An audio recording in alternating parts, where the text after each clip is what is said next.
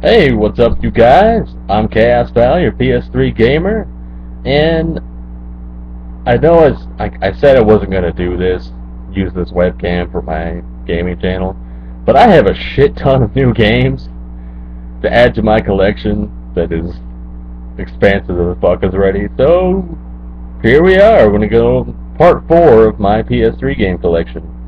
And first off, I've got, see if I can hold this up to the screen without fucking it up. Saints Row 4. I just bought this game,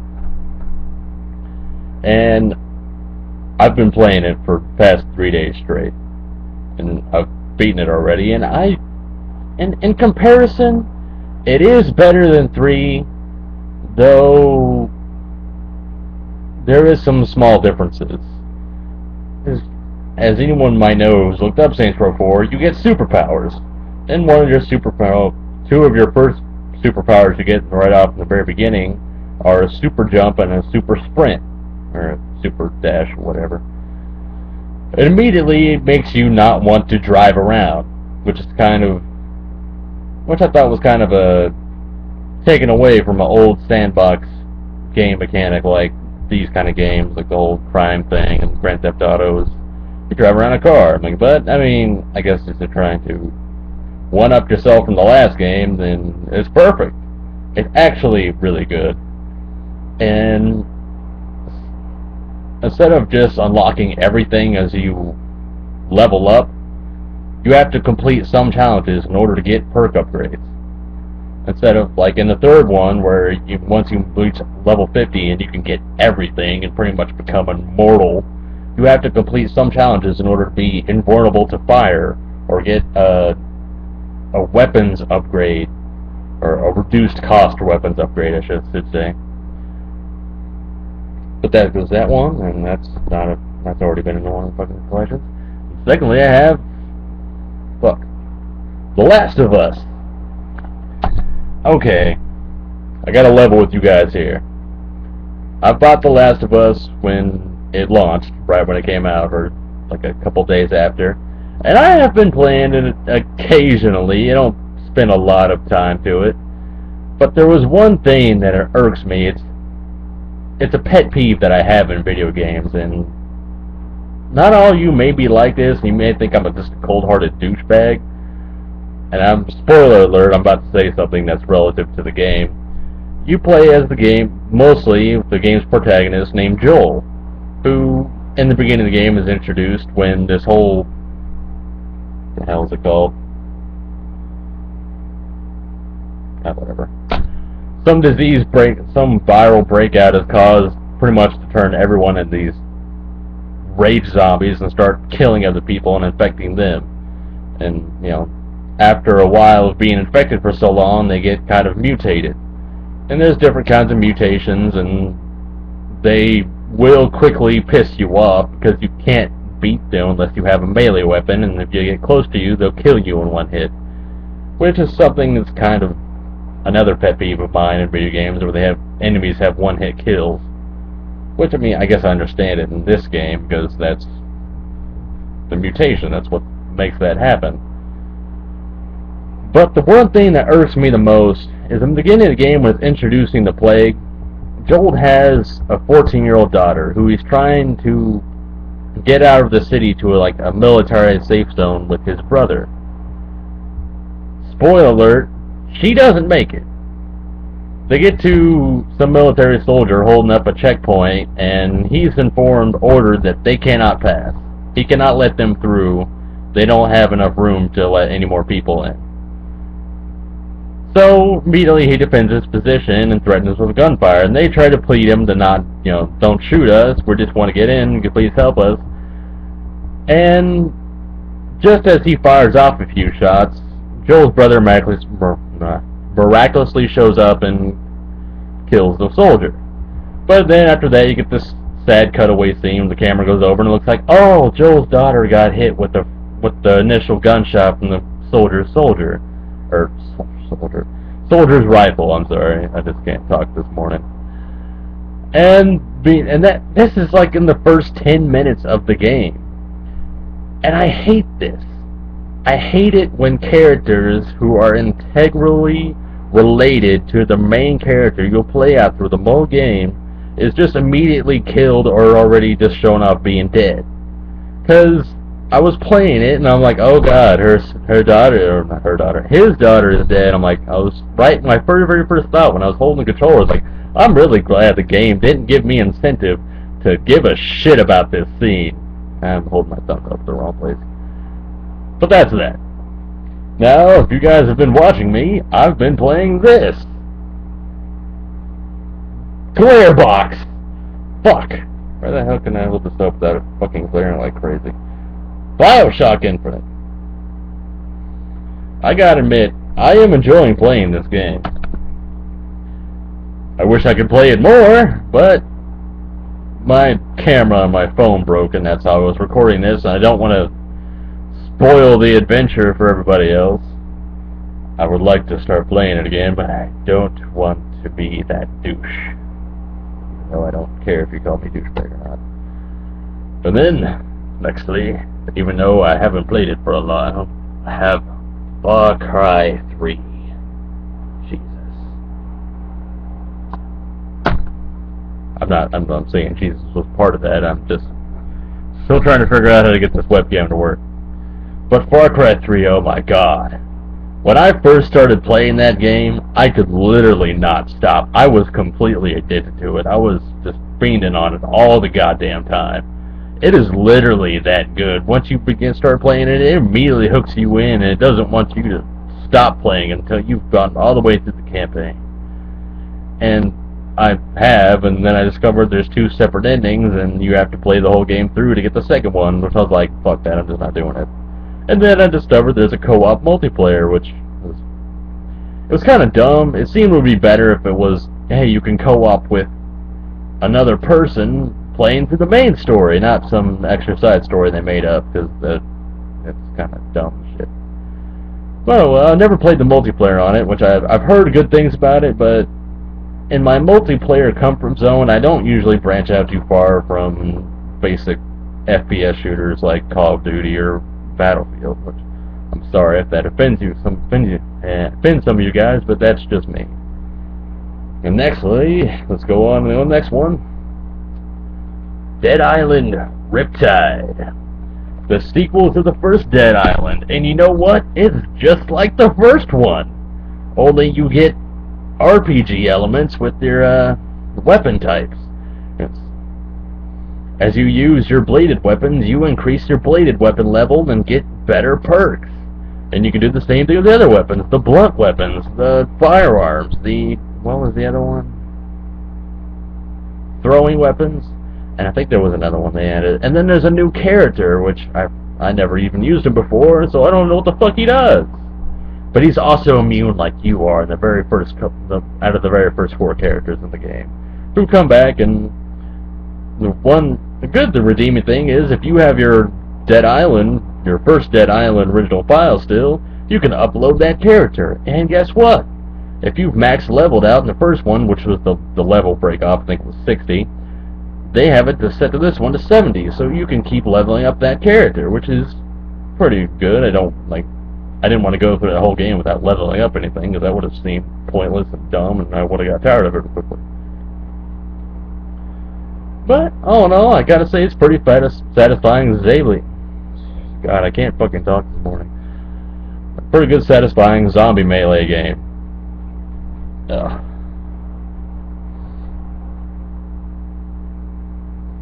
Let's move on here. And also one of the newer games that's recently come out. This is... oh god, I can't fucking figure out this shit. Oh, and my finger's in the way. Fuse. You guys may have not heard a lot about this game. But I wouldn't blame you.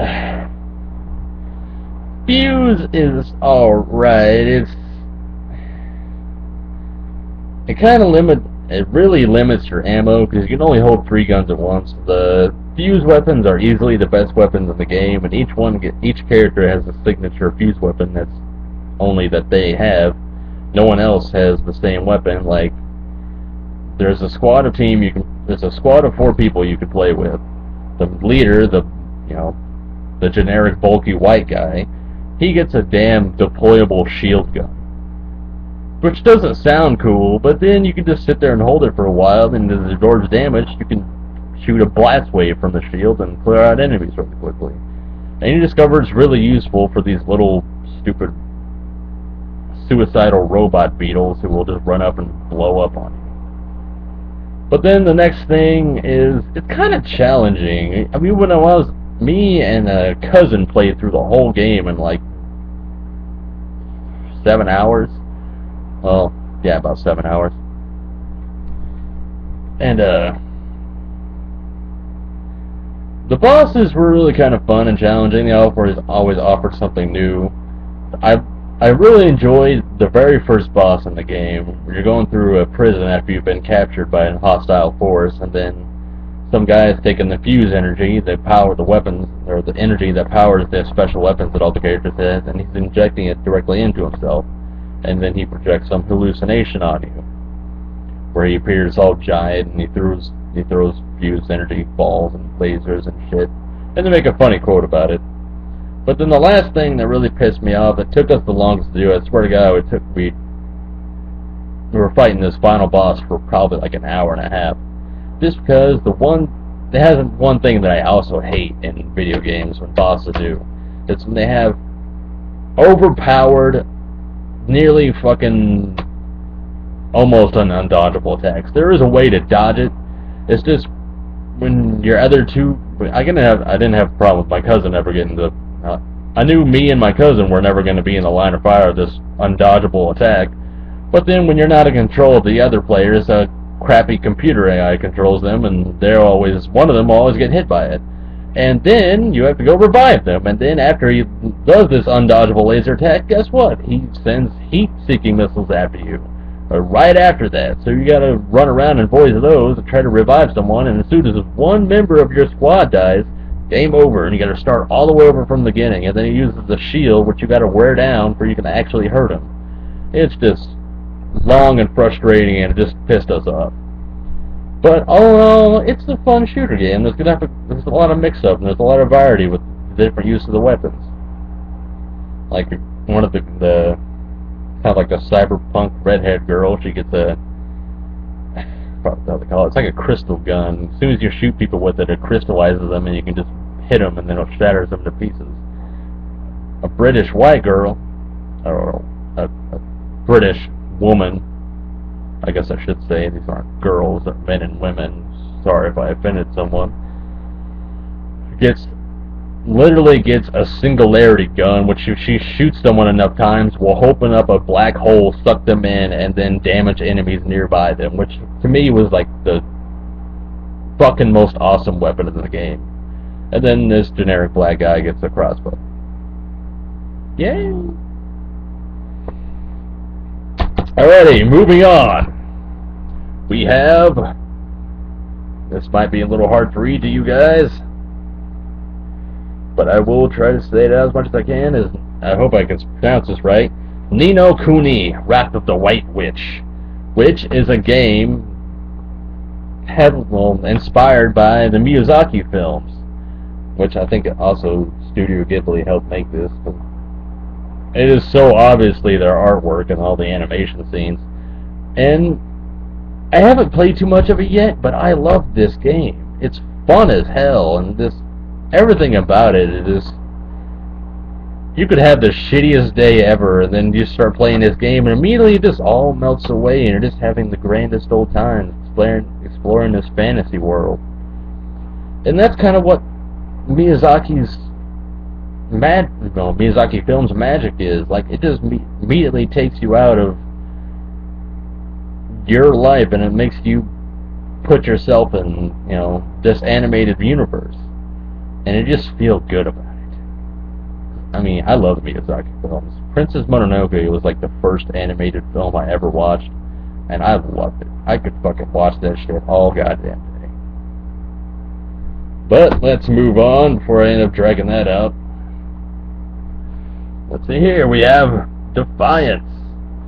Now, I have to admit, I haven't played too much of this game. Oh, well, shit. I guess it's kind of a lie. I've played like 4 hours of that crap, and it's kind of hard. I've gotten to a point where I've faced enemies who literally just fucking took forever to die, and then finding ammo is a fucking chore. Yeah, I got not much else to say about that.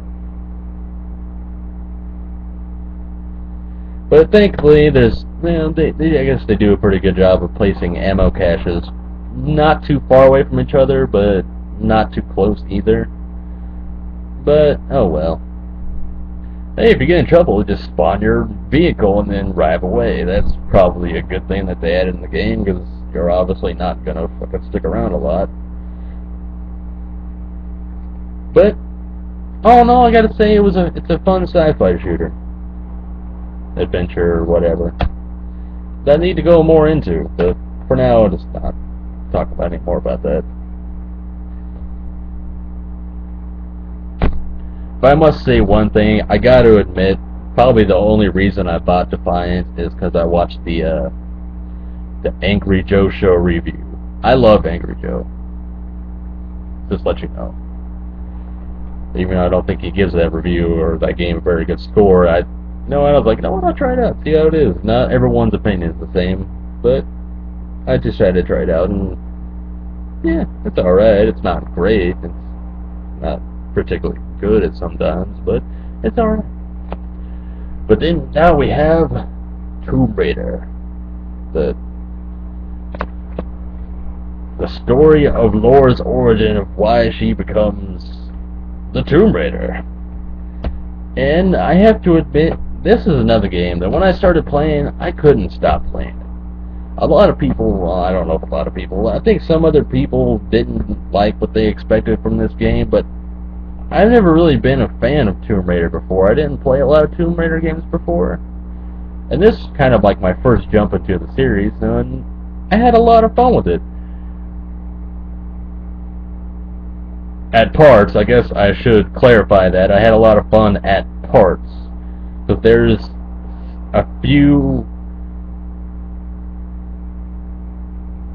what the hell is it, like QuickTime event cinematics that just pissed me off. There's one part that just pissed me off all the goddamn time, is she ends up like falling into a waterfall, and you're sliding down this fucking river, and the rapid waters are splashed around everywhere, and they splash in front of her on the screen, and you can't tell where the fuck you're going, and then all of a sudden, bam, you're into debris, and bam, you got impaled through the neck. You can imagine how much that pissed me off when I saw her getting stabbed through the throat all the time. Though, I also was kind of satisfying, if that probably doesn't make things better. And, oh yeah, we've reached the last game. Awesome. Thought I had one more to do, but apparently this is the last one. Walking Dead. Survival Instinct. I gotta be honest, the only reason I bought this game is because it said Walking Dead. If I would have looked up anything afterwards for this game, like, I never would have bought it, because, to be honest with you, it is a shit game.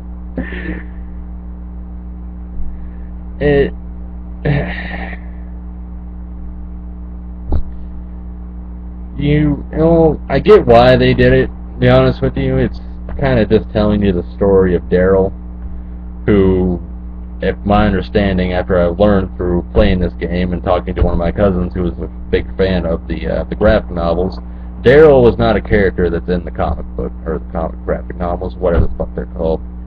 He's only a character that's special to the show. But he was so popular that he got so popular by fans, they didn't get rid of him, they kept him on and kept him integral to the story, and I think that's a good idea, and I love his actor in the show and how he portrays Daryl.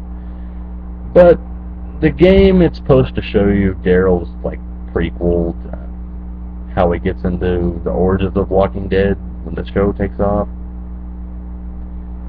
or when the show starts, I guess. But nothing feels like as it should.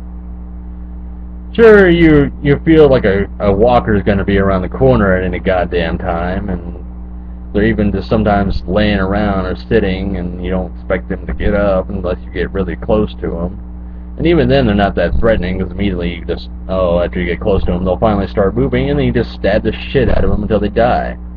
And then even when they do notice you and start grouping up, hey, they start grabbing a hold of you, and guess what? You get this little quick time event game where you can move around the joystick, and then after hitting it at a certain time, after finding the sweet spot on the joystick, you just stab them in the face, and then the next zombie grabs you, and you can stab them in the face, and they barely do any damage to you at all. You're like fucking a walking death machine.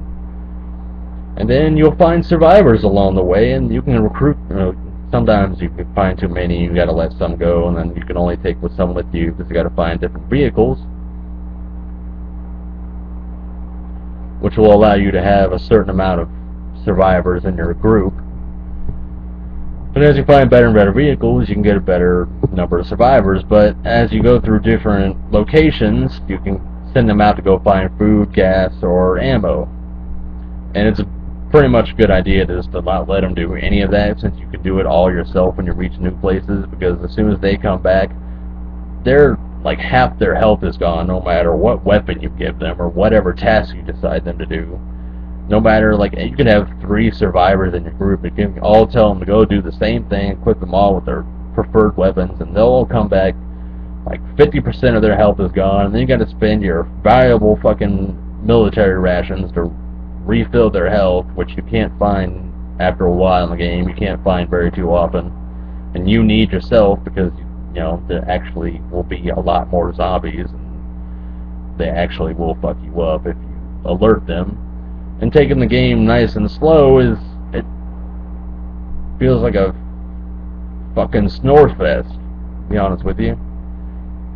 The one time I felt like I was really dreading anything is I had a hunting rifle, and I was at a balcony, and there was a redneck trailer yard I could see below me, and I just started capping off zombies, and they started running. They noticed I was there after a while because the hunting rifle was so loud, and they finally started to come up into the building I was in. They started breaking down the door. I pulled out the pistol, and then 5 of them coming through the door, and I just capped them all in the skull. But it made me have this sense of urgency that I'm like, oh god, what am I going to do? I can't go down the ground because the zombies is right there, and then these guns are coming after me, and like, shit. But, alright, well, let's see here. Let's have a little recap. We had terrible game, The Walking Dead Survival Instinct. Tomb Raider. And because I pre-ordered this, it's actually in a box. I got a little book card, and then there's an actual case to the game. So that's fun. Defiance. Because I defied the shit out of that game. And then there's Ni no Kuni, The Wrath of the White Witch. Gaming Bliss. There's Fuse. God, I can't fucking figure this shit out. Fuse. Okay, sci-fi shooter with some annoyances.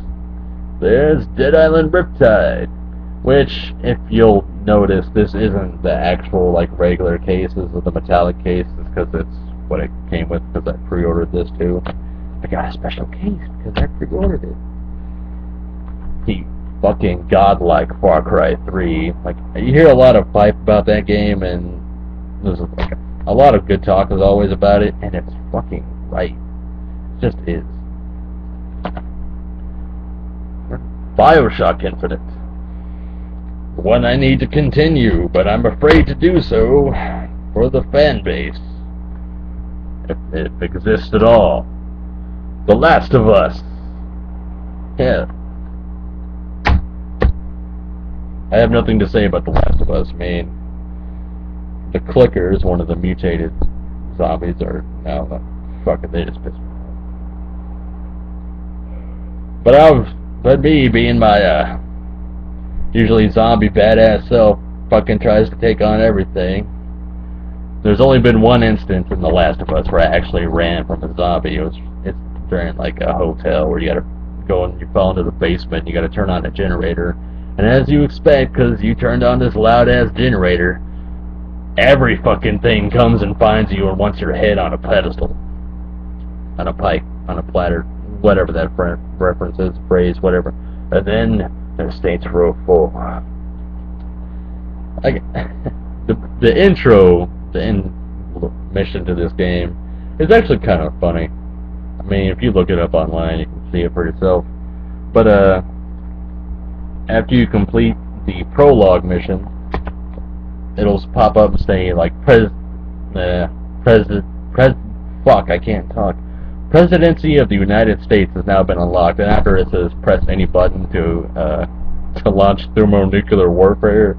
And I'm like, should I press X to fucking okay then? Because I don't know if I should do this. I thought it was kind of funny. But that's all I have. That's all my new games. That makes 1, 2, 3. I probably shouldn't be counting while I was recapping all this crap. 4, 5, 6. I've lost count again. 7, 8, 9, 10, and 11. That makes 11 more games, and I'm pretty sure that probably fucking counts really high up. I don't remember. It's been a long time since I last counted. But this has been me, PlayStation Gamer Chaos Val, and this has been part 4 of my PS3 game collection. Ciao. I didn't say fucking ciao. I mean, what the fuck is wrong with me, right? Alright. Bye! Fuck on.